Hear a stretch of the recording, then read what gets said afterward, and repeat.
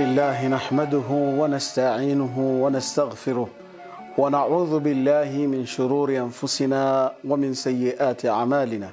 من يهده الله فلا مضل له ومن يضلل فلا هادي له، وأشهد أن لا إله إلا الله وحده لا شريك له، وأشهد أن سيدنا وحبيبنا محمدا عبده ورسوله أرسله بالهدى ودين الحق ليظهره على الدين كله.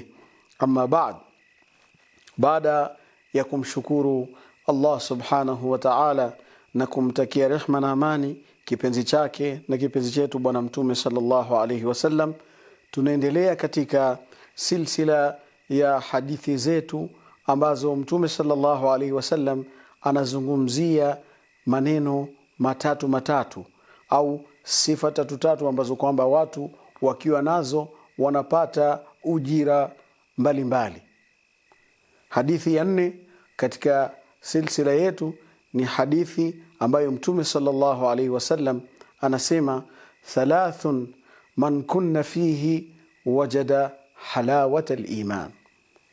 Thalathun, sifa 3, man kunna fihi, hizo sifa ikiwa ndani ya mja, wajada halawata al-iman, anapata utamu wa iman. Ya kwanza, ayakuna Allahu wa rasuluhu ahabbu ilayhi mimma siwahuma. Sifa ya kwanza, ayakuna Allahu, awe Mwenyezi Mungu na mtume wake, ahabba ilayhi, wawe ni vipenzi zaidi kwake, mimma siwahuma, kuliko wasiokuwa Allah na mtume sallallahu alaihi wasallam.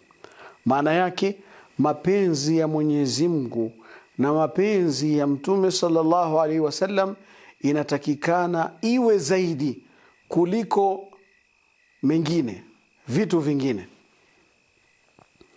Kisha sifa ya pili ya kupata utamu wa iman, wa ayyuhibba almar'a la yuhibbuhu illa lillah, na mtu ampende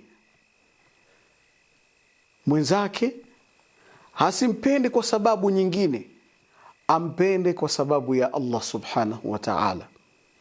Yani sifa ya pili ya kupata utamu wa iman, wewe ni kumpenda mtu kwa sababu ya Mwenyezi Mungu tu, utapata utamu wa iman.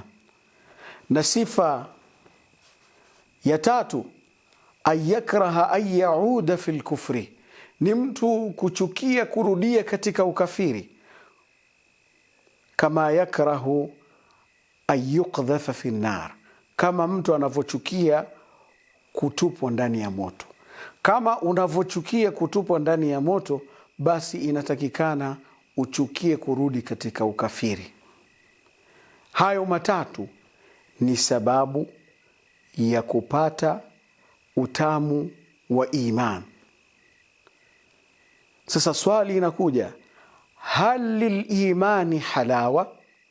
Je, imani inayo utamu?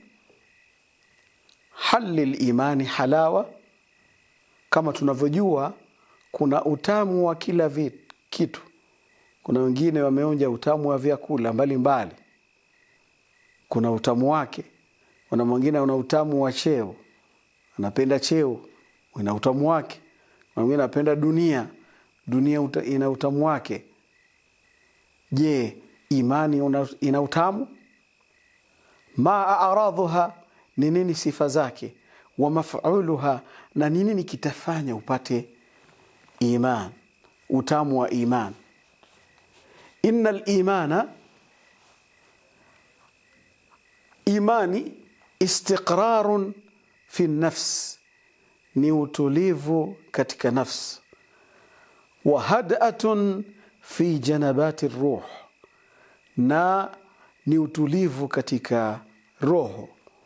Wa shu'latun, na ni mwasho fil qalb, ni mwasho ambayo kwamba ina mwasha mtu katika moyo.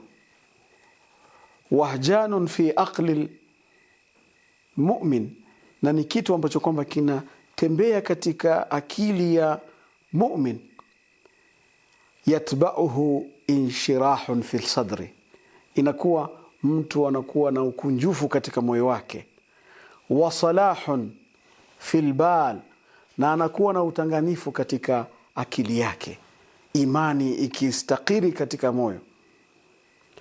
Inna lilimani ta'man wa ladhatan wa madhaqan haqiqiyan ajiban fil qalb, hakika bila shaka imani inayo utamu na ladha ya kiukweli na kitu cha ajabu katika moyo.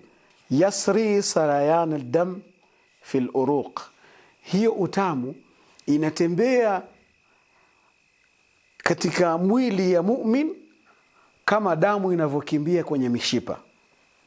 Tara nafsa tazhu fi na'imin ajibin, utaona nafsi ya mtu mwenye iman inatembea, inapanda katika neema ambayo ya kiajabu. La yudanihi naimu dunya bimadatiyatiha, la yudanihi, haifiki karibu neema za dunia zote. Mtu akiwa na iman, neema za dunia zote, akipata utamu wa iman, neema za dunia zote haifiki utamu ambayo kwamba anayapata, pamoja na zile vitu zote ziko katika dunia. Innahu madhaqun min naw'in wa ta'mun wa lawnun akhar, hiyo ni ladha na kionjo ambacho iko katika namna nyingine kabisa. La yash'uru bihi, hakuna yule ambaye atahisi hiyo utamu, illa ulaika alladhina tadhawaquhu, ila wale ambao wameionja. Faqarraru an yajaluhu ghidhaan li arwahihim, wakaamua kuwa iwe ndio chakula cha roho yao, iwe ni chakula cha nyoyo zao na roho yao.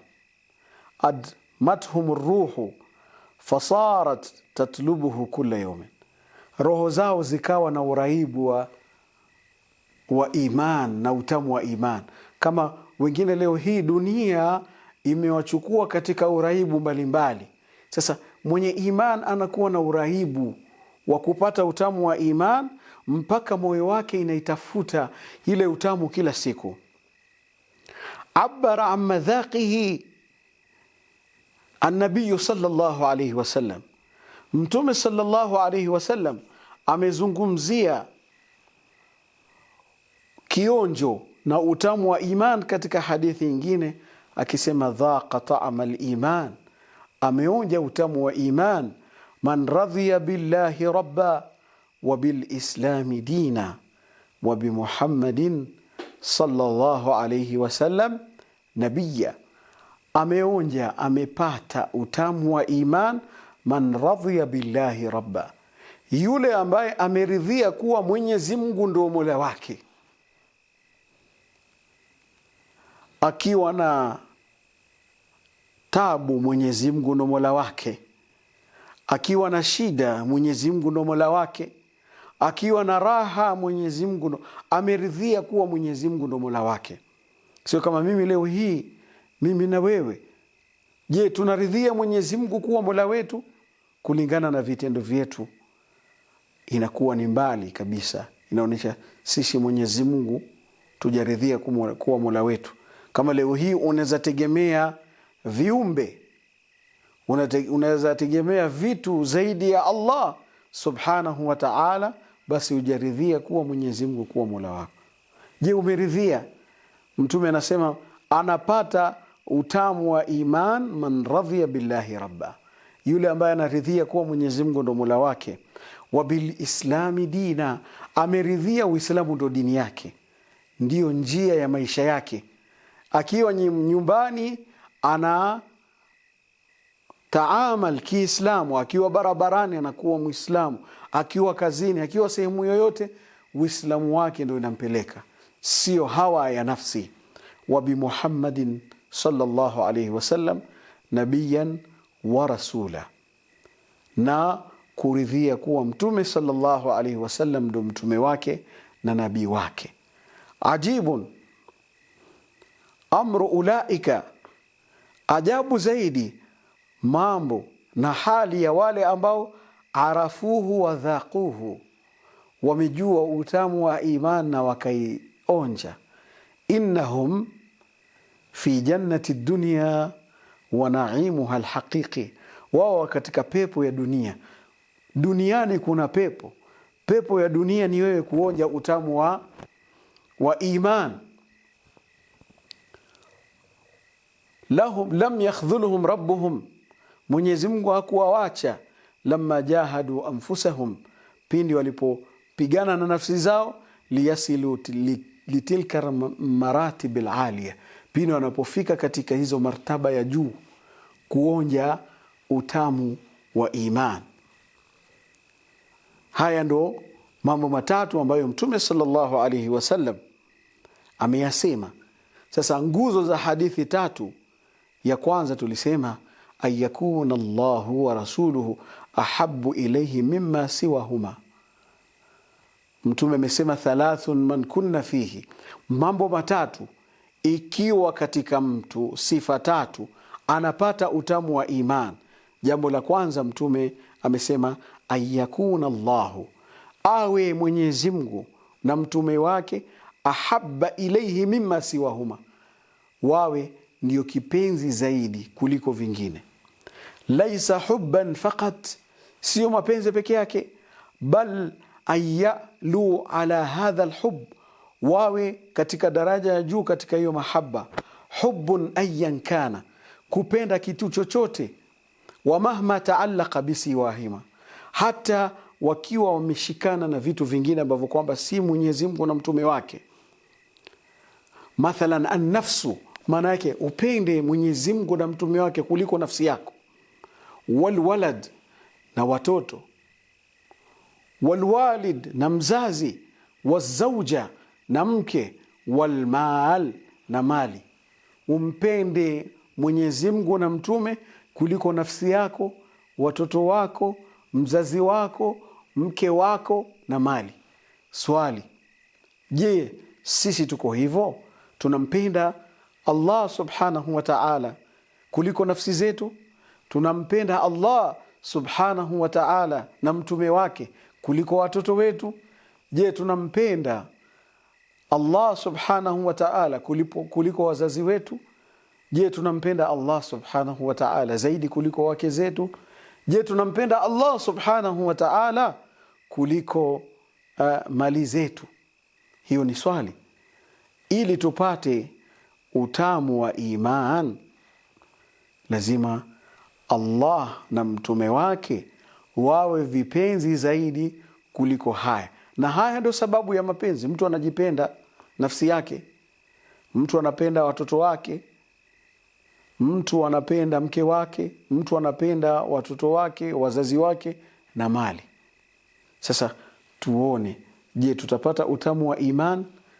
Tutaendelea katika kipindi kijacho kuendelea kuzungumzia hizi sifa tatu ambazo Mtume sallallahu alaihi wasallam amezungumzia katika hii hadithi ya 4. Wallahu a'lam.